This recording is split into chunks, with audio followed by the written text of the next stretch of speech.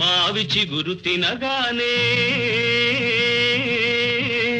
కోవిల పలికేనా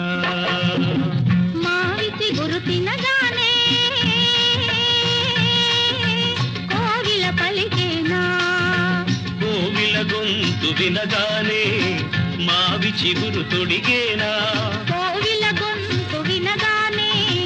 మావి చిగురు తొడిగేనా ఏమో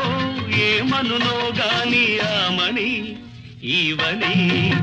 మావి చిగురు తినగానే కోవిల పలికేనా కోవిల పలికేనా